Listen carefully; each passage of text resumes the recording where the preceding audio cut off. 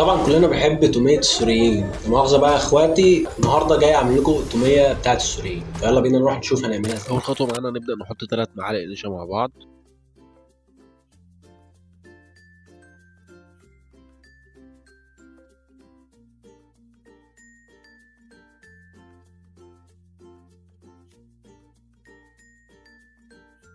بعد كده نبدا نحط قصادهم 3 معالق ميه.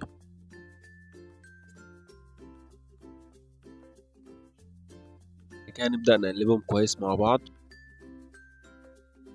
لحد ما يوصل للقوام ده بالظبط. طبعا قوام الميه والنشا ده بعد ما بنقلبه كده بنحطه على النار لحد ما بينشف معانا كده، وبعد كده بنبدا نحطه على القوام اللي احنا هنعمله دلوقتي. يلا بينا نشوف هنعمل ايه في القوام الباقي.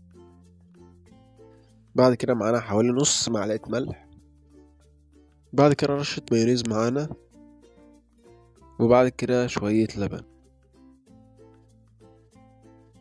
بعد كده نص معلقه كيري او معلقه كيري يعني من نص المعلقه كده، وبعد كده معانا معلقتين خل.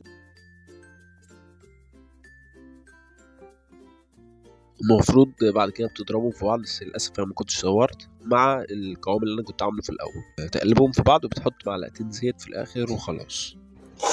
دي التومية بتاعتنا يا باشا، ودي كانت تجربة النهارده، ودي طريقة التومية. لا مؤاخذة يا اخواتي السوريين، بس كان لازم نعمل الحوار ده. فاشوفكم الفيديو الجاي. سلام.